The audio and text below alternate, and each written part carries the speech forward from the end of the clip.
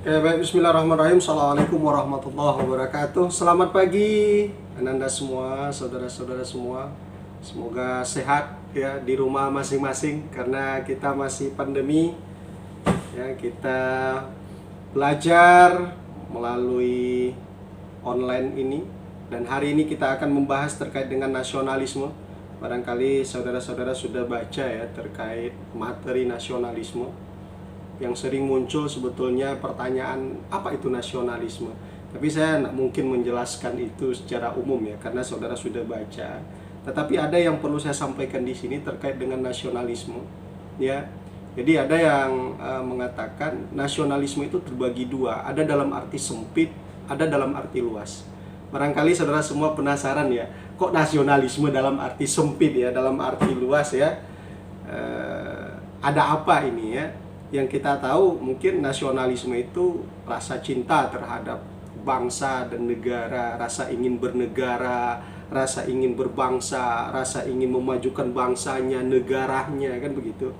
Tetapi kalau kita lihat lebih dalam lagi, memang nasionalisme ini dia terbagi dua ya. Nasionalisme dalam arti sempit, nasionalisme dalam arti luasnya. Ada yang tahu apa itu nasionalisme dalam arti sempitnya dan apa itu nasionalisme dalam arti luasnya? Oke, baik. Kalau tidak ada yang tahu ya, berarti saya sampaikan di sini bahwa nasionalisme dalam arti sempit ini adalah suatu sikap ya yang meninggikan bangsanya sendiri sekaligus tidak menghargai bangsa lain. Saya ulangi ya, suatu sikap yang meninggikan bangsanya sendiri tapi dia tidak menghargai bangsa lain. Aneh ya, dia ingin bangsanya maju, dia ingin bangsanya terdepan, tetapi dia tidak menghargai bangsa lain. Ya, apa itu contohnya? Ya, ada yang tahu? Ananda semuanya, contohnya dia ingin bangsanya terdepan, tetapi dia tidak menghargai bangsa lain. Ya, contohnya ya seperti yang Indonesia rasakan.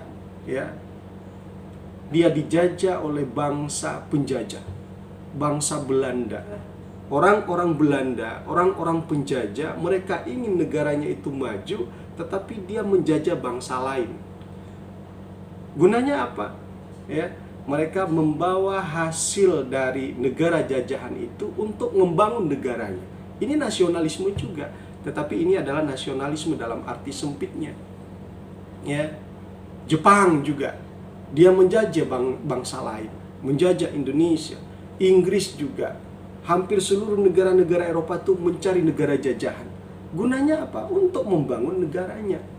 Mereka mencari hasil ya alam dari negara-negara jajahan, mereka bawa ke negaranya untuk membangun negaranya. Ini juga nasionalisme, tetapi ini tentu nasionalisme dalam arti sempitnya. Kalau seperti itu, apa kira-kira nasionalisme dalam arti luasnya? Ya, kebalikan dari nasionalisme dalam arti sempit. Artinya nasionalisme dalam arti luas ini adalah nasionalisme yang merupakan pandangan tentang rasa yang wajar, rasa yang wajar terhadap bangsa dan negaranya, tetapi dia menghargai bangsa lain. Contohnya apa? Ya, bagaimana warga negara dia ingin memajukan negaranya, tetapi juga tidak harus melakukan penjajahan-penjajahan terhadap bangsa lain. Silakan mantapkan diri, ya. Silakan berikan potensi diri terhadap bangsa ini, ya. Berikanlah pemikiran-pemikiran yang positif. Kita sebagai calon pendidik misalnya, ya, belajarlah yang banyak, ya. Cerdaskan diri, terus berikanlah kecerdasan itu terhadap generasi berikutnya. Karena hari ini saya berhadapan dengan generasi muda, calon guru, ya, calon yang akan mencerdaskan kehidupan bangsa. Karena mencerdaskan kehidupan bangsa ini juga dia tertuang dalam pembukaan Undang-Undang Dasar 1945. Artinya ini kewajiban kita sebagai anak bangsa, kewajiban saudara, kewajiban saya, kewajiban semua. Artinya kita punya kewajiban untuk mencerdaskan kehidupan bangsa ini. Kita berharap tidak ada lagi yang buta huruf misalnya. ya. Ini adalah merupakan nasionalisme dalam arti luasnya. Jadi sampai di sini barangkali paham ya, apa itu nasionalisme dalam arti sempit, apa itu nasionalisme dalam arti luasnya. Beranjak kita ke Indonesia misalnya, nasionalisme di Indonesia ternyata ini berbeda dengan nasionalisme yang terjadi di Eropa sana. Apa bedanya? Barangkali saudara juga ada yang tahu ini. Apa beda nasionalisme Indonesia, nasionalisme Asia Tenggara, Indonesia khususnya, dengan nasionalisme yang ada di Eropa? Nasionalisme yang ada di Asia Tenggara, terutama Indonesia, adalah dia muncul karena ingin lepas dari penjajahan. Ya, rasa cinta itu muncul terhadap bangsa, rasa ingin berbangsa karena dia ingin lepas dari penjajahan yang sedang melanda Indonesia. Berbeda dengan Eropa. Nasionalismenya muncul itu adalah ingin mengedepankan negaranya. Artinya bagaimana misalnya Yunani, orang-orang Yunani ingin menjadikan Yunani itu adalah sebagai terdepan misalnya. Nah, sekarang juga sudah muncul misalnya Jepang, bagaimana dia masyarakatnya ingin menjadikan negara Jepang itu sebagai negara terdepan. Ya. Jadi ini yang membedakan ya, nasionalisme di Indonesia dengan nasionalisme di Eropa. Kalau kita di Indonesia, kita ingin lepas dari penjajahan awalnya dulu ya. Terus kalau kita lihat misalnya fase terbentuknya nasionalisme atau faktor-faktor terbentuknya nasionalisme di Indonesia, sebetulnya ini juga terbagi dua.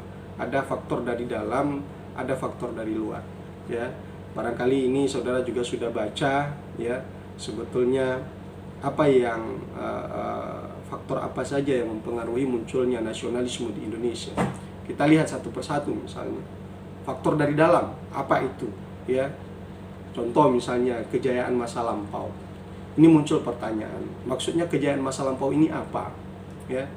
Jadi kejayaan masa lampau ini saudara tahu ya, sebelum penjajah itu datang. Ya.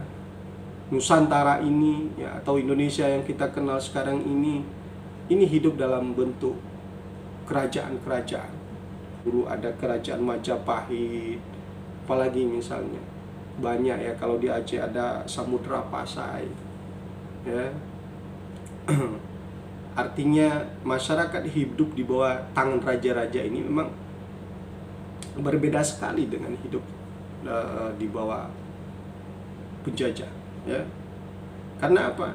Karena orang-orang tua kita dulu bilang lebih baik mati berkalangkan tanah daripada hidup di bawah tangan penjajah. Dan ini memang sebuah keinginan. Jadi mereka rindu, wah kita dulu di kerajaan seperti ini, walaupun kita di bawah tekanan raja, tetapi kita tidak semenderita sekarang seperti yang zaman penjajahan ini. Jadi keinginan-keinginan itu, artinya kenangan-kenangan itu dimunculkan oleh masyarakat. Jadi inilah salah satu faktor kita harus lepas dari penjajahan ini. Ya. Terus yang kedua adalah perasaan senasib sepenanggungan. Senasib sepenanggungan di sini adalah kita sama-sama dijajah, ya, sama-sama menderita. Jadi cerita ini yang masyarakat ini dengan masyarakat sana, oh sama-sama kita dijajah. Yang menjajah itu adalah orang luar. Kita menderita.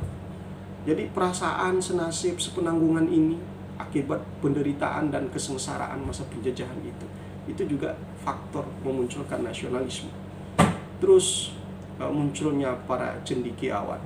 Ya, memang dulu tidak semua masyarakat kita, tidak semua anak-anak Indonesia atau Hindia Belanda dulu namanya ya, yang mendapat pendidikan layak itu. Bahkan ada yang tidak mendapat pendidikan. Tetapi ada juga yang mendapat pendidikan bahkan sampai ke negeri Belanda sana. Ya.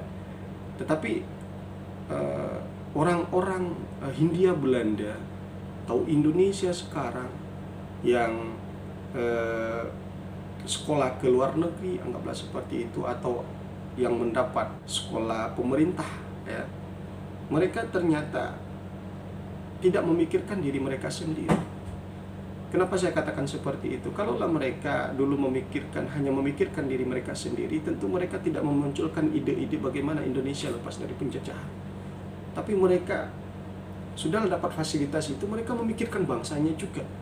Nah, sehingga para cendekiawan ini, para ilmuwan ini, inilah yang menjadi motor penggerak nanti munculnya nasionalisme atau munculnya pergerakan untuk mengusir para penjajah. Terus paham nasionalis yang berkembang dalam bidang politik, sosial, ekonomi, budaya, ya, dan juga faktor-faktor itu sebagai yang berikutnya adalah Islam sebagai pemersatu, ya. Jadi ada kenangan kejayaan masa lampau, ada munculnya kemajuan dalam bidang politik, sosial, ekonomi, dan budaya. Terus dampak pendidikan luar negeri atau munculnya para cendekiawan. Dan yang lebih penting di sini adalah Islam sebagai pemersatu. Kita tahu bahwa masyarakat Hindia Belanda dulunya itu memang dominan Muslim sampai sekarang. Yang menjajah ini adalah Belanda, dan itu notabene adalah non-Muslim.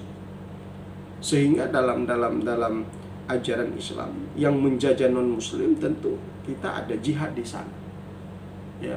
Karena dalam konsep Islam itu, kalau yang satu sakit, yang lain ikut merasakan sakit. Nah, sehingga konsep keislaman itulah yang menjadi munculnya persatuan, keinginan untuk mengusir para penjajah. Jadi ini dia faktor intern, ya. Terus juga ada dominasi ekonomi Cina. Kita tahu misalnya bagaimana Sarekat Dagang Islam itu muncul, ya. Itu kan karena monopoli perdagangan batik yang dilakukan oleh Cina, sehingga muncul organisasi pribumi, ya, yang kita kenal dengan Sarekat Dagang Islam.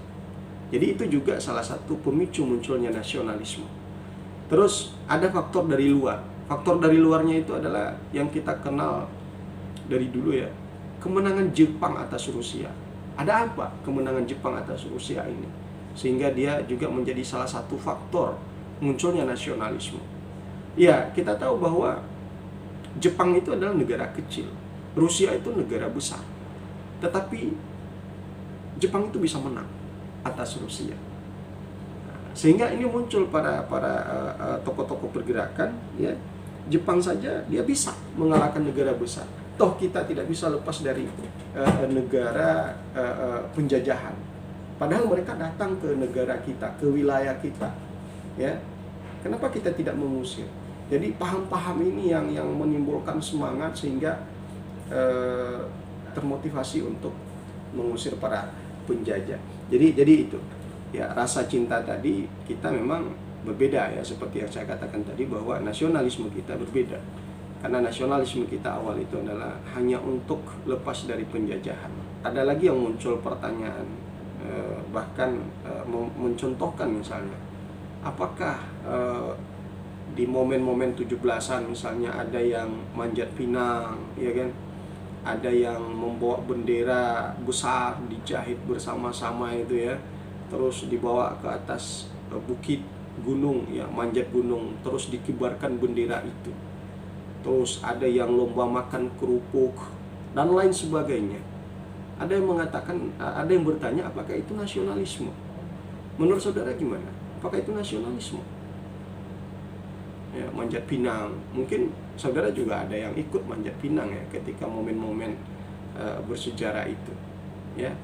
Menurut Anhar Gonggong, kalau saya tidak salah ketika dulu ada seminar di Padang ini, beliau mengatakan itu tidaklah nasionalisme, tapi hanya itu adalah sebagai monumen, ya, monumen memperingati.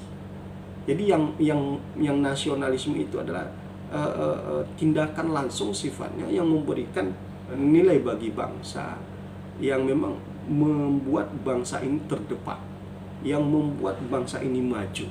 Ya, salah satunya adalah saudara sebagai mahasiswa tentu belajar sungguh-sungguh dari ilmu yang diperoleh itu nanti bisa diaplikasikan di tengah-tengah masyarakat.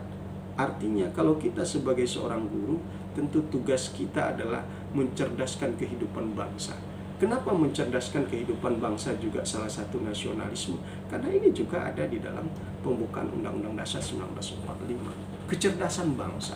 Kalau masyarakat kita ada yang masih buta huruf, ada yang tidak bisa berhitung dan lain sebagainya, tentu ini membuat negara kita tertinggal. Artinya ada PR bagi kita ya bersama untuk menjadikan bangsa ini terdepan, karena itu adalah merupakan wujud dari sebuah nasionalisme. Barangkali ini terima kasih. Kalau nanti ada yang kurang tentu kita akan singgung juga dalam pertemuan-pertemuan berikutnya. Banyak maaf. Assalamualaikum warahmatullahi wabarakatuh.